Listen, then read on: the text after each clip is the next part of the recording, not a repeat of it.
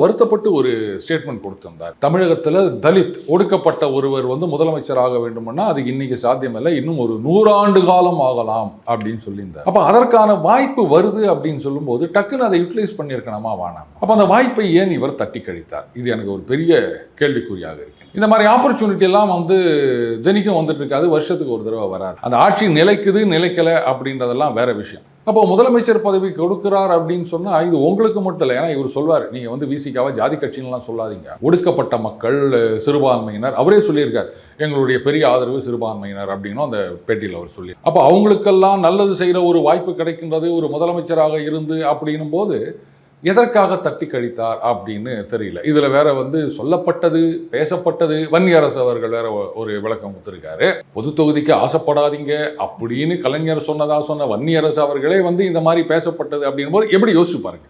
பொது தொகுதிக்கு ஆசைப்படாததுல இருந்து இவரை சிஎம் ஆகணும்ன்ற வரைக்கும் ஒரு பெரிய மாற்றம் நடந்திருக்கு அப்படின்னும் போது அது எத்தனை நாள் நிலைக்குது நிலைக்கல அப்படின்றதெல்லாம் வேற.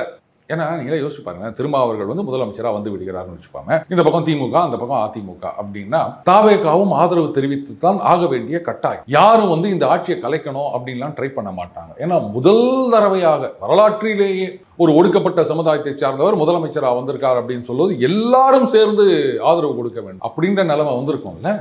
நீங்க சொல்ற மாதிரி இந்த பாசிச பாஜக ஆதரவு வேணாம் அப்படின்னு நினைச்சிருந்தாலும் அந்த ஒண்ணு தவிர இவர் ஒன்று தவிர சபாநாயகர் தவிர 230 உறுப்பினர்களுடைய ஆதரவுடன் அவர் முதலமைச்சராக இருந்திருப்பார். சிக்கிம்ல ஒரு தடவை நடந்தது, எதிர்கட்சியே கிடையாது, எல்லாம் இவங்க தான்.